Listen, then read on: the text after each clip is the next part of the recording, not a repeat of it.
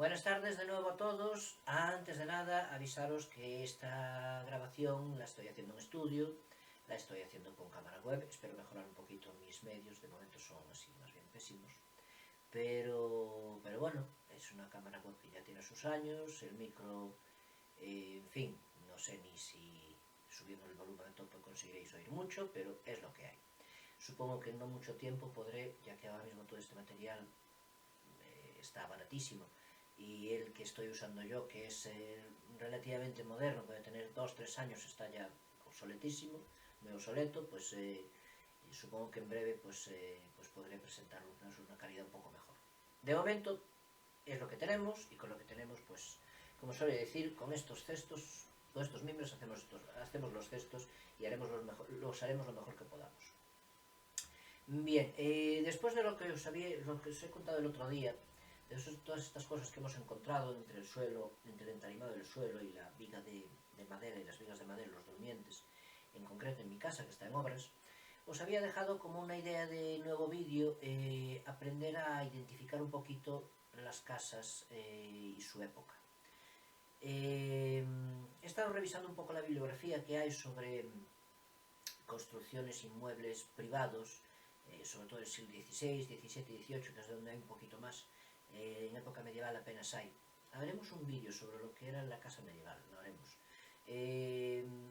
Cuando hablemos de la casa medieval, de la morada medieval, pensad que vamos a hacerlo de una manera muy abstracta, muy general. No hay datos concretos, o apenas no hay datos concretos. Yo de aquí de Mondoñedo, que es de donde más me voy a centrar para explicaros cosas, diferentes temas, pues sí, se pueden extractar algunos detalles, porque mientras que conforme avanza el tiempo, sobre todo a partir de la Edad Moderna, la documentación notarial es bastante más prolija en datos, en información, en época medieval es muy escasa, da datos muy sueltos, muy genéricos y básicamente espacios comunes que ellos entendían, pero que nosotros pues hoy en día se nos quedan muy pobres para poder definir cómo sería un inmueble y cómo sería la vida en ese momento. De todos modos, ayudados de los libros de hora, de las miniaturas de los códices, etcétera, etcétera, algo se puede obtener, algo se puede sacar. Y sí, lo haremos porque además es un tema que me gusta mucho y que estoy seguro que os va a atraer a todos, porque era una manera de vivir completamente distinta a la que hoy entendemos y a la que hoy podemos considerar como normal. En concreto ahora, lo que me voy a detener en este vídeo y en los próximos es todos los que vivís en espacios urbanos con una cierta historia, que son la mayor parte en Europa, en España la práctica totalidad, y que paseáis por sus calles, en muchos casos de cascos históricos donde hay muchos edificios abandonados, en ruinas, otros ya restaurados, pero que conservan su esencia. Y supongo que muchos de vosotros pues, os detendréis delante de esos inmuebles y diréis, ¿pero de cuándo puede ser esto? ¿Cuántos años llevará aquí? O sea, a mí me pasa, reconozco que soy un bicho raro, pero estoy seguro que no soy el único bicho raro del planeta. Entonces, para todos los demás que podéis pensar algo así, voy a hacer este vídeo y los siguientes. Este en principio es una introducción, es cortito, os va a dejar más preguntas que otra cosa, y con él espero que iniciar de un modo un poquito más fluido el siguiente. Esto lo estoy grabando con PowerPoint, es un sistema sencillo, para mí completamente asequible porque lo sé manejar más o menos bien. Cuando grabemos exteriores y tal, pues ya tendré que aprender a editar y eso ya es harina de otro costal, poco a poco. Pero en principio, para empezar por aquí, creo que nos sirve perfectamente. En este en concreto os voy a dejar una serie de fotos de fachadas todas de Mondoñedo, fachadas todas de inmuebles burgueses, porque bien es cierto que lo que conservamos hoy en el casi 100% de las ciudades europeas son edificios de la Edad Moderna en adelante. Cuando os digan que este o aquel edificio es medieval, pues tended a no creerlo. Puede haber algún ejemplo, algún caso perdido, algún caso suelto y muy raro. Entre otras cosas porque las edificaciones medievales de los cascos urbanos solían estar hechas en material ligero, todo lo que era su estructura. Puede que los penales laterales fueran más o menos de piedra hasta cierta altura, no era lo más habitual, pero por lo general sí, a lo mejor un perímetro fundacional sí que era de piedra, pero el resto todo eran materiales ligeros, tan ligeros como que muchas casas eran directamente hechas de tabla. Estoy hablando de los muros exteriores, no estoy hablando de las divisiones interiores, que, como ya sabéis, las divisiones de tabla se mantienen hasta el siglo XIX. Pero vamos, muros a la panadera, como se conoce en términos de historia del arte, que son hechos con ladrillo macizo y estructurado entre cimbras de madera, lo que conocen los ingleses como half timbered wall, son muy comunes. ¿Qué tienen de ventaja esos muros, esas fachadas? Que normalmente no vais a ver, las veréis mucho en escenas, en paisajes holandeses, etcétera, en centro de Europa, norte de Europa, sí, porque en su momento perdieron el foscado exterior y se dejaron las cimbras, los troncos que articulaban la fachada a la vista. Eso no es históricamente correcto, esas casas nunca fueron para dejar ese entramado a la vista, nunca fueron construidas para eso. Pero ¿qué tienen de positivo esos muros? Son muros muy ligeros. Son muros muy ligeros, muy fáciles de hacer, muy rápidos de hacer. Básicamente se construía una estructura de madera perimetral de todo el edificio, tanto laterales como trasera como frente. Sobre ese basamento de piedra, que podía tener cierta altura, estamos hablando que esa cierta altura puede ser en torno a 1,5 metros, 2 metros, es decir, la altura de una planta, y toda esa estructura de madera que podía llegar a tener perfectamente 3 plantas. Daos cuenta que, de esto ya hablaremos con más detalle, pero bueno, solo para dejaros aquí la pincelada. Daos cuenta que el parcelario medieval, normalmente desarrollado por los propietarios de la tierra en ese momento, fuera un señor feudal, o fuera, en caso de que fuera de señorío, fuera de realengo, o fuera un obispado, como sucede en Mondoñedo, que el obispo era el propietario de la mayor parte de la tierra, en su momento en origen de toda la tierra, pues pretendía aprovechar al máximo el espacio intramuros, el espacio amurallado. Para aprovechar al máximo ese espacio, lo normal es que las plazas que ofrecía el propietario, para que sus inquilinos, que normalmente esas propiedades no eran privadas, solían estar cedidas en foro, en una especie de rentas de por vida. El foro es lo que sabe, como ya, si no sabéis os lo explico en un segundo, son rentas enfiteuticas, es decir, tú cuando adquirías esa relación de vasallaje, entre comillas, con el propietario de la tierra a través de un foro, tenías derecho a permanecer en esa tierra durante 3 vidas, era lo típico. Tu vida, la de tus hijos y la de tus nietos. Muchas veces aparecía en los documentos reflejados como la vida de 3 reyes, pero bueno, básicamente era la vida de 3 personas. Lo que te permitía disponer con cierta libertad en la tierra sin miedo a que te fueran a echar a la semana siguiente, ¿no? Entonces podías construir, levantar un edificio, reconstruirlo de cero. Había ciertas reglas también a las que el propietario de la tierra se tenía que someter. Entonces los foros, aunque eran esas 3 vidas, la obligatoriedad, entre comillas, de renovar los foros prácticamente se cumplía siempre. Entonces, exceptuando en casos muy puntuales, si tú tenías una tierra en foro, podía tu familia pasarse en ella durante generaciones y no pasaba nada. De ahí que era perfectamente lógico que te animaras a hacer una edificación de algún tipo, una casa, o varias, subaforarlas, es decir, subalquilarlas, aforar otro terreno, en fin, y seguir construyendo. No era precisamente algo propio de gente humilde, esas rentas enfiteuticas en alquiler, en foro. Había mucha gente burguesa, de cierta capacidad económica, que solo disponía de las casas de ese modo. No todas eran propiedad, mejor dicho, casi ninguna era propiedad. Los señores de la tierra eran pocos. De ahí que se aprovechara el espacio, la plaza, el espacio solar al máximo. Creo que ya os he apuntado en el vídeo anterior que los solares tendían a ser de un frente de en torno a 6 metros y un fondo de en torno a 20 metros. Detrás de ese solar solía haber un pequeño espacio de territorio, de terreno, que aquí en Mondoñedo, en la documentación medieval y a posteriori, aún hoy, se conoce como salido, que era una pequeña huerta.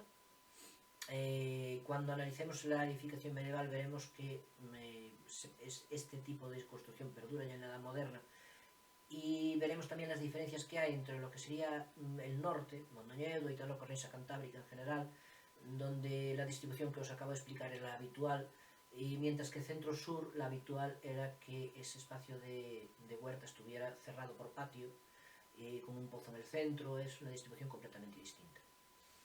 Y a través del enriquecimiento de la persona que tenía fuera de ese terreno, lo que no se podía, por lo general, conseguir es ampliar al ancho, es decir, el espacio de la plaza era el mismo, y si se quería crecer, si crecía la familia o si se quería crecer el inmueble, la única opción que quedaba era a lo alto. A lo alto y en todo caso hacia el frente. Eso lo hablaremos cuando hablemos de construcciones medievales, que es muy, muy interesante. ¿Qué sucede en estos casos? Que se levantan varios pisos. En época medieval se conoce como torre cualquier edificio que tuviera más de 3 pisos. Cuando veáis en documentos antiguos la palabra torre, no os esperéis un castillo en el centro de la ciudad, es simplemente una casa de varios pisos. Y en época moderna, pues ante las necesidades del cambio de uso del terreno y de los inmuebles, del cambio de filosofía, sobre todo mental, de las personas, donde la idea de intimidad varía completamente, y la idea de estancias, diferentes estancias para diferentes usos, también varía completamente. Es absolutamente antitética a la que sería la medieval. Empezamos a recuperar, porque ya en el mundo clásico existía, pero se había perdido del todo, esa necesidad de intimidad, de espacios propios, de espacios para dormir, espacios para comer, espacios para esparcimiento, etcétera, etcétera. Cuando se necesitan crear muros en el interior de las casas, crear espacios cerrados, alcobas, y lo que había hasta el momento, que podía ser 2 plantas, pues no llega, se levanta en altura. En planta no se puede porque es lo que hay lo que hay. Como máximo lo que te podías permitir es ocupar la zona de huertas y construir hacia atrás. Es también bastante habitual verlo en la evolución de casas del medievo a la edad moderna. Y aquí en Mondoñedo es muy común. Casas que no tienen huerta de ningún tipo, no les queda nada de huerta, pero son muy largas hacia atrás. Entonces, la explicación es logiquísima. Probablemente el primer penal que está dentro de la casa sería en su momento el final de la casa. Aún así, la ampliación en altura es habitual. Cuando se amplía en altura, en una época donde los métodos constructivos aún no estaban demasiado depurados, ampliar en altura de piedra es un riesgo. Los muros de piedra no son fáciles, teniendo en cuenta que las cimentaciones no profundizaban prácticamente en tierra casi nada. Si construyes encima de esas cimentaciones más altura en piedra, pues lo más probable es que se te acabara cayendo. Entonces, hasta época bastante tardía, donde se reconstruyen buena parte de los edificios desde cimientos y las fachadas casi todas, pues estas elevaciones se hacían en material ligero, es decir, madera, ladrillo, en este caso era ladrillo macizo, paja incluso, y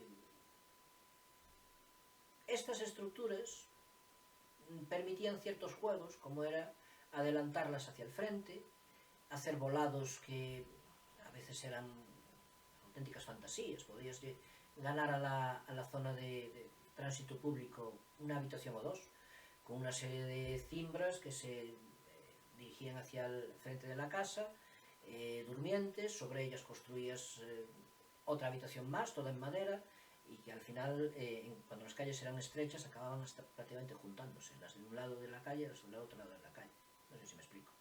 Pero bueno, eso cuando hablemos de la construcción medieval y sobre todo tardomedieval, es decir, la época de la burguesía, la época del mercader, os pasaré unas cuantas fotos para que veáis cómo era. Ahora, lo que nos vamos a centrar en este vídeo y en los siguientes es a identificar lo que tenemos en una ciudad actualmente. Y como ya os he dicho, de esa época no queda nada o casi nada. Primero, porque esas construcciones de madera, por ordenanzas municipales, tuvieron que ser demolidas.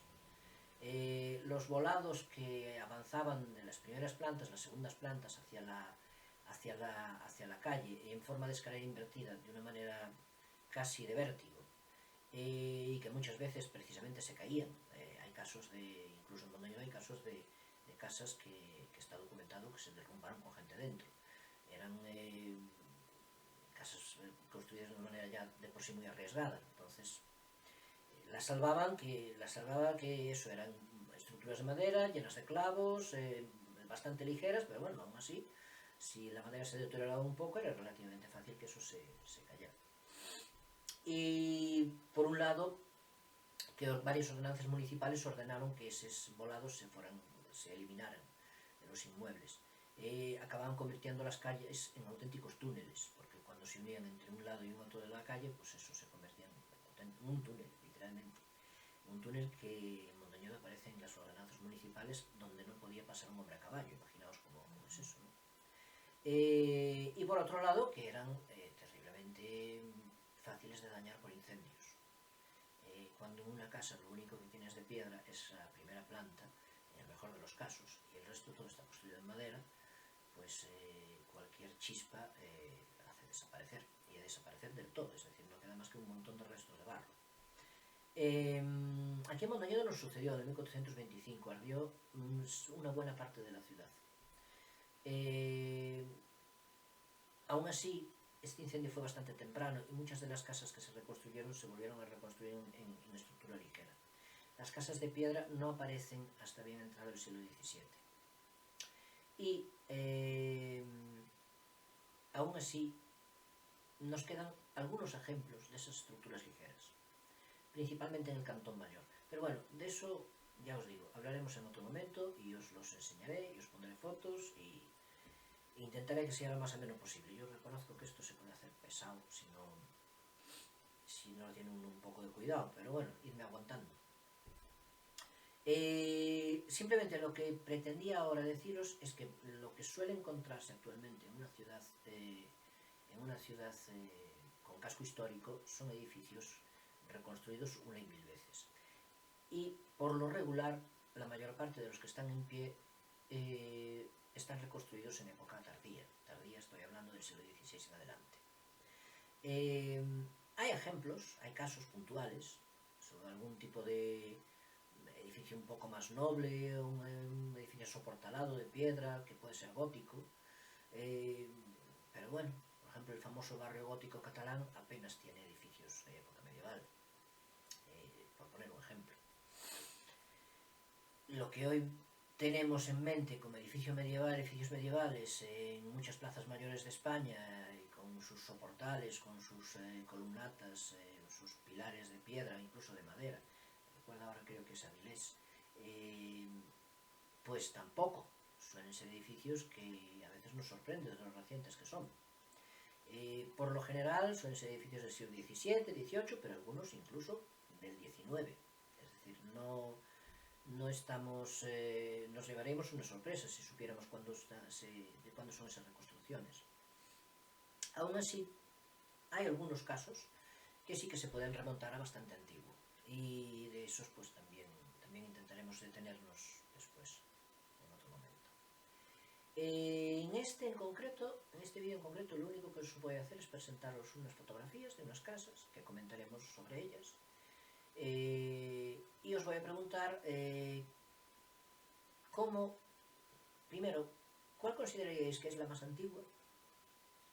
Y segundo, ¿con qué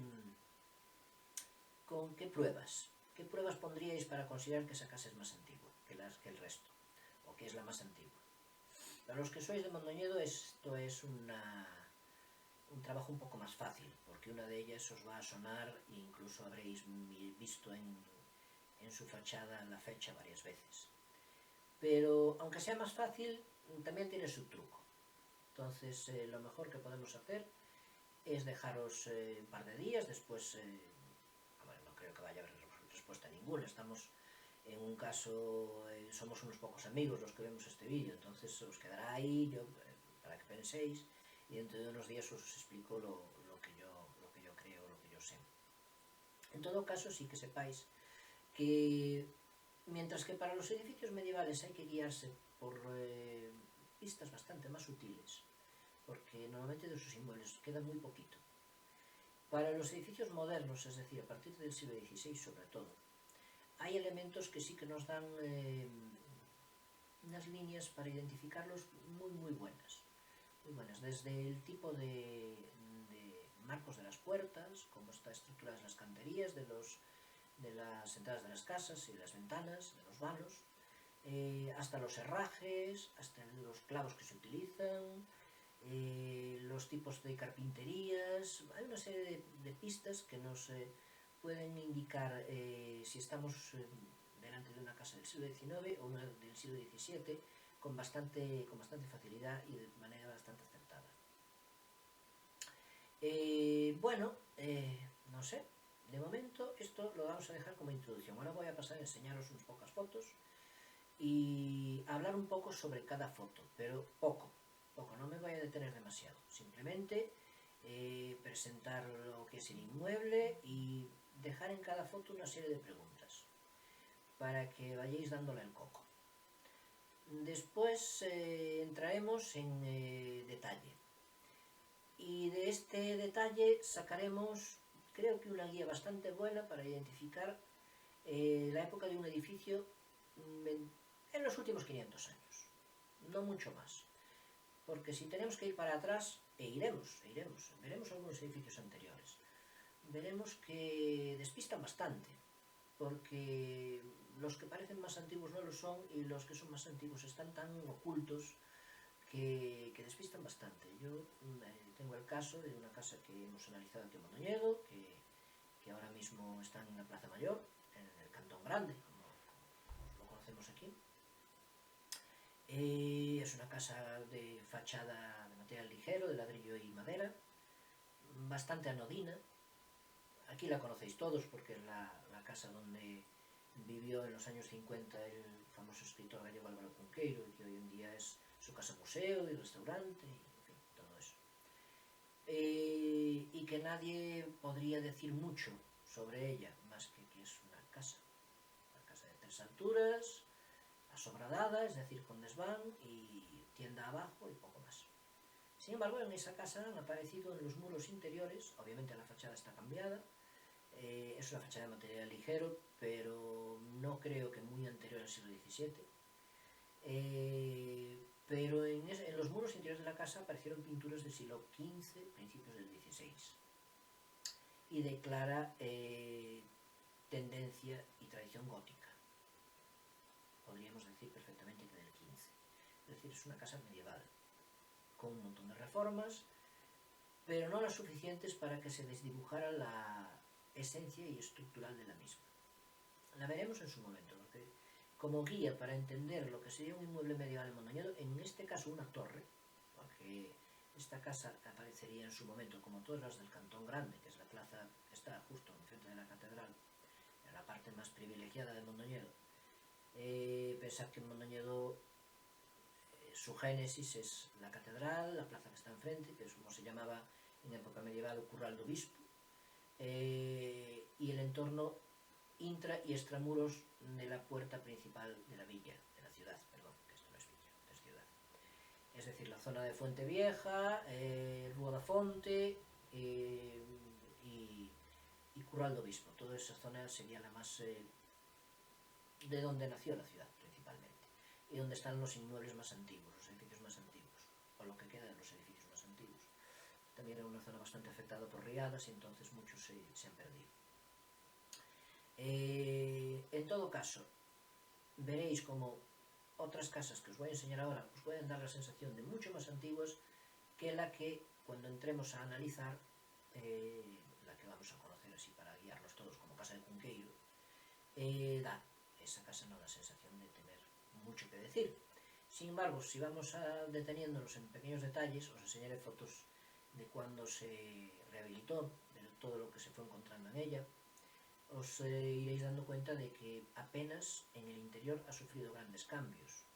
Es uno de estos inmuebles que, como ya os he explicado, creció a lo alto un poco, no demasiado, probablemente fuera ampliado el sobrado, es decir, la última planta, y sobre todo a lo largo, es decir, se comió un montón del salido que tenía, de la huerta que tenía. Es un inmueble que en su momento debía tener un aspecto bastante torreado, con un principio como de torre prolongada, y que actualmente tiene casi 30 metros de largo, es decir, ganó mucho de lo que es la huerta. A posteriori, pues otros de sus propietarios pues consiguieron comprar más huerta y, en fin, lo que está construido, pues lo que fue construido para ampliarlo, pues lo suplieron comprando más terreno detrás de la misma, detrás de la casa. Pero bueno, ese es otro tema. Es un tema, y además un tema que estoy seguro que a todos os va a encantar, porque todos los que sois de Mondoñedo conocéis la Casa de Cunqueiro, muchos habréis ido a su restaurante a tomaros algún chiquito o comer, porque por cierto se come muy bien.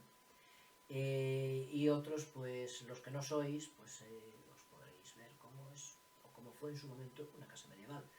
La recuperación y la restauración que se hizo en torno al 2017, creo que fue, ya no me acuerdo. Y eso que en fin, estoy muy ligado a ese inmueble. No fue excesivamente respetuosa. Se pretendía simplemente dar importancia al inmueble como un inmueble vital del escritor. Entonces, en fin, se podrían haber reconstruido muchos de los espacios, salvado las proporciones antiguas medievales, que están perfectamente claras, porque los frescos, las pinturas al seco que hay en las paredes dan los niveles de los antiguos pisos, pero bueno, no fue excesivamente respetuoso, se hizo un poquito típico, obra contemporánea y edificio antiguo, eso para gusto del consumidor. Yo, esa idea de restauro no me parece la más extraordinaria, soy muy, vamos a inventarnos el palabra, pieleduquista, es decir, si te dejan unos datos tan claros que están ahí enfrente tuya, pues ¿por qué no vas a reconstruir lo que está tan fácilmente reconstruible, ¿no? Pero bueno, es una más. Entonces, hoy en día, para conocer la distribución medieval que tuvo en su momento esta casa, necesitas de guía, que alguien te vaya explicando los elementos y los detalles que hay perdidos por los paramentos y que te indican cómo estaba distribuido ese inmueble en su momento. Creo que va a dar un vídeo muy bonito, hablar de esa casa, de cómo evolucionó su reconstrucción, cómo evolucionó las cosas que se perdieron en la reconstrucción, las que no, las que se ganaron, porque efectivamente las casas no son... Es otra cosa que vamos a hablar ahora antes de enseñaros las fotos. Un inmueble vital, donde vive gente, donde vive una familia, no es un ¿cómo diría yo? No es una célula muerta, está viva desde el día que se pone la primera piedra hasta el día que se abandona, e incluso cuando se abandona sigue estando viva, porque sigue teniendo muchas opciones y muchas oportunidades de revivir y de resucitar. Mientras que exista la plaza, mientras que exista el solar, ese inmueble está vivo. Entonces, muchos como yo, y supongo que vosotros pues, tendré algún seguidor por ahí que piense como yo, llega a una casa de estas, como la que estamos recuperando ahora, que está prácticamente intacta desde el siglo XVII y lo único que quiere es, con mimo, preservar hasta el último detalle. Otros deciden que no, que lo que quieren es vaciarla por dentro y construirla de cero. Bueno, uno puede estar más o menos de acuerdo, porque cada vez que se hace eso se pierden elementos patrimoniales, claro que se pierden. Pero la realidad es que una casa es para vivir en ella, y que en el siglo XVII la vida era incómoda, muy incómoda, hoy es mucho más cómoda. Si quieres ciertas ventajas, si quieres hay mejor aislamiento, menos humedades, vas a tener que perder en historia, vas a tener que cargarte cosas que para ti seguro que tienen un valor inmenso, pero otros preferimos pasar un poco de más frío y conservar esas cosas, eso es muy personal. Pero yo no estoy en contra para nada de quien se compró una casa en un casco histórico y preservando la fachada y los elementos patrimoniales imprescindibles que están protegidos por la ley de restauro. Estamos hablando de tiros de escaleras cuando son monumentales, fachadas obviamente, etcétera, etcétera. Por eso tenemos una ley del patrimonio en Galicia y hay PEPRIS en cada una de nuestras ciudades históricas. No estoy para nada en contra de quien decide cargarse todo lo interior. Claro, me gustaría que no fuera así. Me gustaría que todas las casas fueran museos, pero son casas, son viviendas, son células vivas, y que cada elemento que acumulan en su interior son parte de su historia. En la casa de Cunqueiro veremos en su momento que los elementos medievales, los más fácilmente distinguibles con elementos medievales, si descontamos las pinturas murales, están reutilizados como piedra de derribo. En su momento se abrieron nuevos vanos, probablemente más anchos. Los vanos medievales eran bajos y estrechos, y los canzorros que soportaban los dinteles, en este caso tímpanos lisos, muy típicos en esa época, en el siglo XV, de la casa, pues pasaron a ser material de relleno del muro. Y al limpiar los paramentos aparecieron, pero aparecieron completamente fuera de lugar. En ese momento no había ese problema, al contrario, cualquier tipo de avance de ese tipo se consideraba una mejora, no un deterioro. Empezamos a ver ese tipo de críticas a partir de mediados finales del XIX, y sí, incluso aquí en Mondoñedo. Hay cosas que os explicaré, que os contaré, de algún edificio en concreto que hoy vemos tremendamente desdibujado de cómo se ideó en origen, edificios algunos fantásticos y que son únicos en Galicia, y que cuando perdieron elementos estructurales importantísimos suyos y que los hacían únicos, los perdieron a veces por capricho de un regidor y otras veces por alguna necesidad técnica de ampliar alguna calle o algo así, pues generaban bastante polémica, y eso sucedió ya en torno a 1860, es decir, no es nada nuevo. Pero en la actualidad,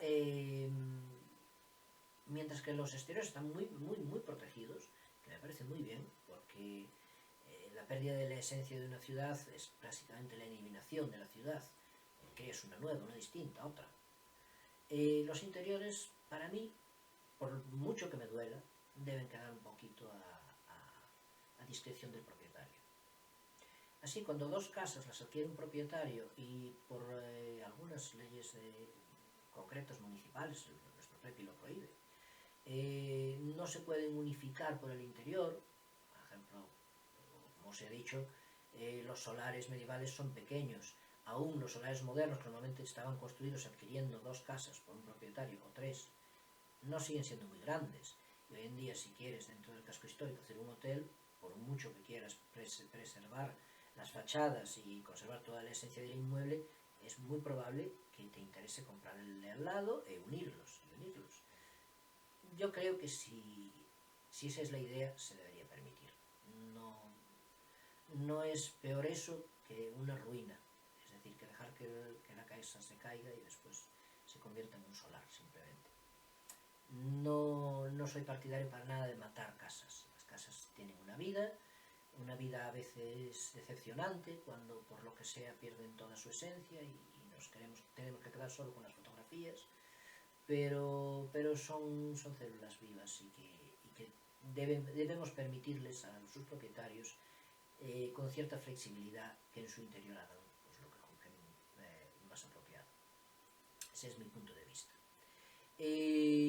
Bien, vamos a ver. Ahora voy a pasar a enseñaros estas fotos de casas y que os quedéis pensando hasta el próximo vídeo, donde veremos cómo se puede interpretar la antigüedad de una casa, ya os digo, dentro de ese margen. Estamos hablando siglo XVI, XVII, hasta el siglo XIX.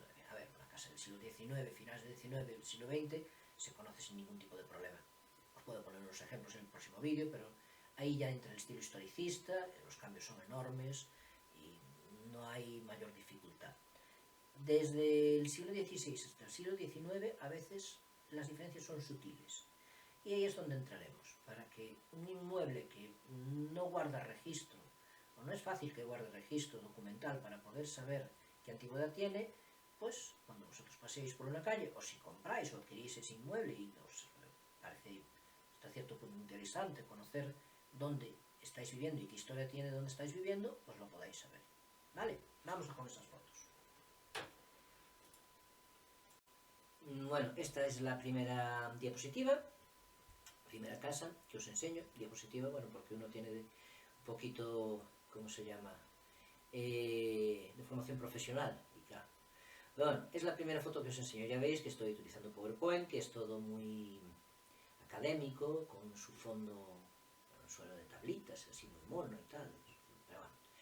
Ya lo iré corrigiendo, ya iré mejorando un poquito las presentaciones. Al fin y al cabo, esto van a ser vídeos, intentaré que sean más o menos amenos, aunque me va a costar, porque claro, en fin, no es que yo sea así más ameno del planeta, pero bueno, haremos lo posible. Esta, como veis, está dentro de un plan de recuperación urbana, aquí que se va a ejecutar en Mondoñedo, debería ejecutarse en breve, veremos, y que conlleva una restauración y recuperación integral del inmueble. No os voy a decir de cuándo más o menos sería esta casa, os lo dejo para que lo penséis y hablaremos en el próximo vídeo sobre maneras de datarla y darle un resultado más o menos aproximado a la fecha que puede tener este inmueble. Pero en todo caso sí que me interesa que penséis qué haríais vosotros con él. El interior, ya os digo que, como decía antes, tiene que adaptarse a una vivienda moderna, que es lo que va a ser. Y realmente no queda nada. Yo estuve dentro y no hay nada. Está simplemente el piso diáfano y abajo pues no hay nada. No hay nada que recuperar ni que conservar. Pero el exterior, como veis, pues sí, está ahí y os había hablado de muros de material ligero, de ladrillos y madera, ahí tenéis uno. No quedan tantos en Mondoñedo porque muchos fueron desapareciendo, pero hay zonas en que aún se conservan bastantes. Este muro estaba enfoscado de cal, pero ¿qué haríais vosotros? ¿Lo dejaríais? ¿Lo enfoscaríais otra vez? No sé. Queda como pregunta interesante. Ahora os podéis ver otra, la justo contigua.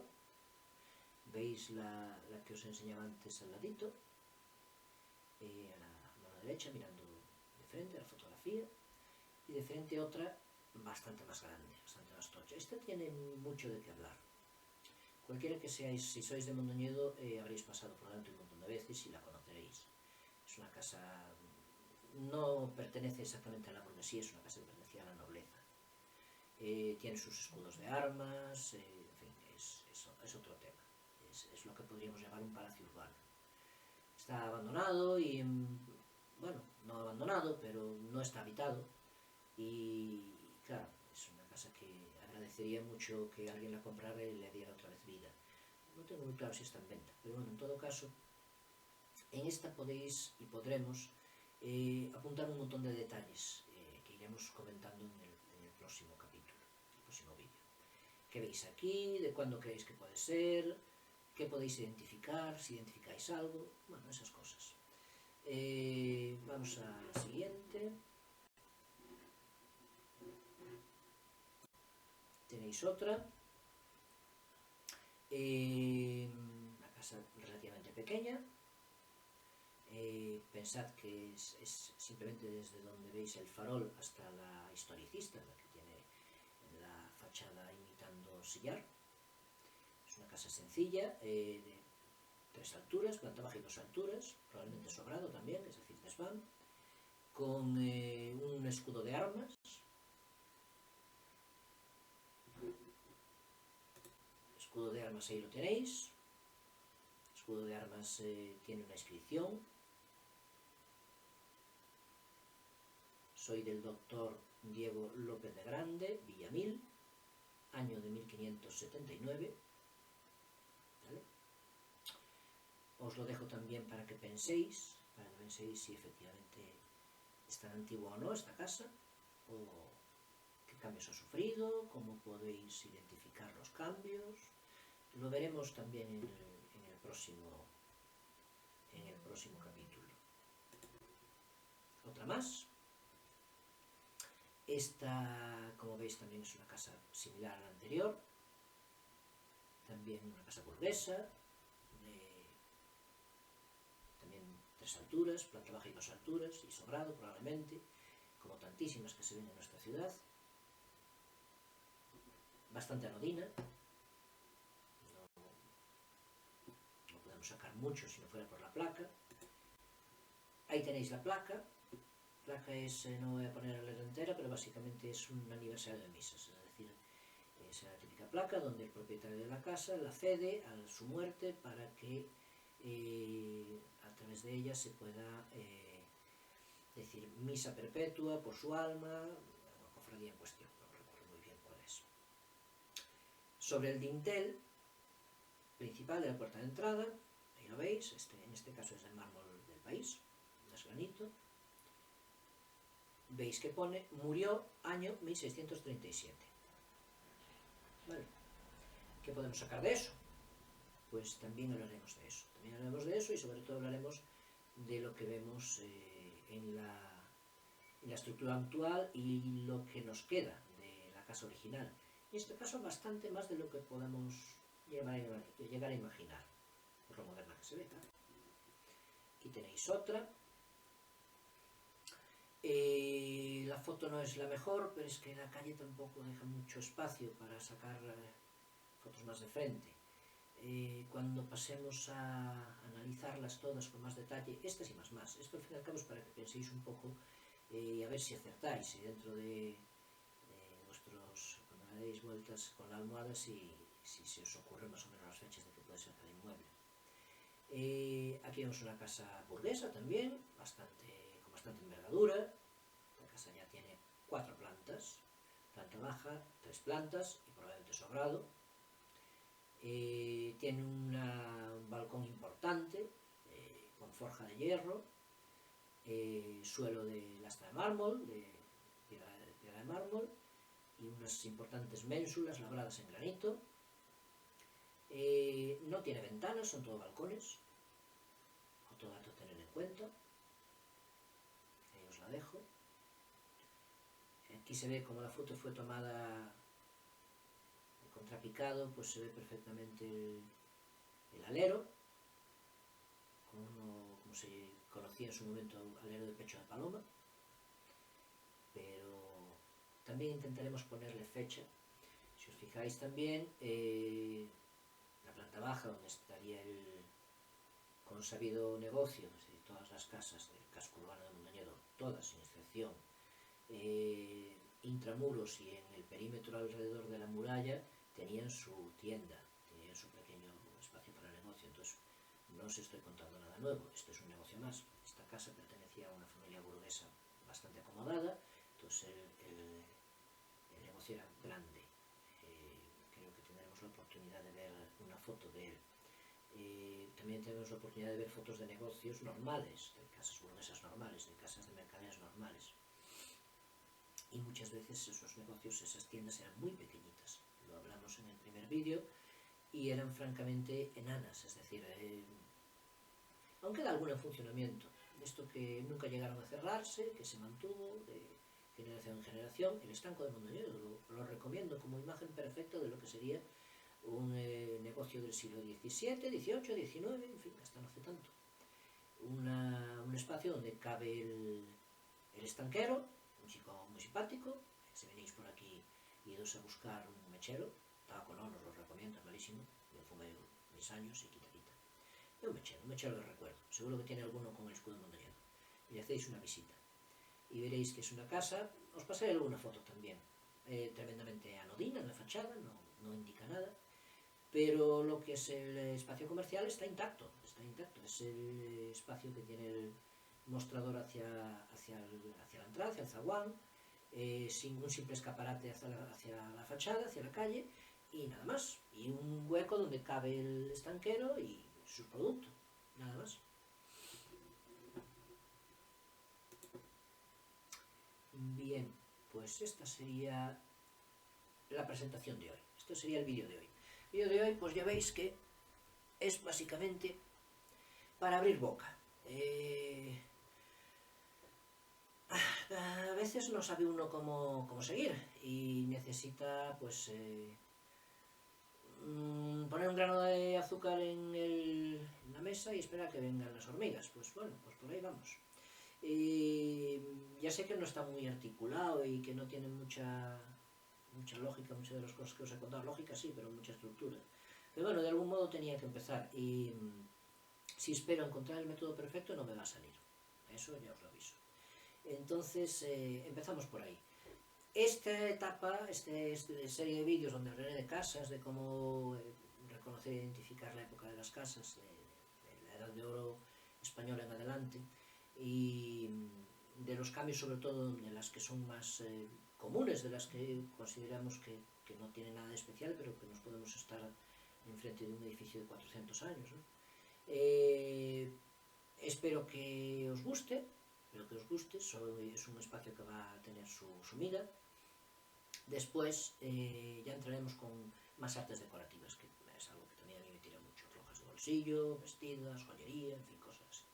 Para hablar hay para hablar, hablar largo y tendido. Pero bueno, esto es un empiezo. Y bueno, nada más, que sean unos días de Semana Santa muy provechosos, que los disfrutéis mucho, que descanséis mucho, que si tenéis que trabajar, pues que no sea muy cruel el trabajo. Yo el jueves ya empiezo, así que ni siquiera termino la Semana Santa. Y nada, encantado de estar con vosotros otro día más. Hasta luego.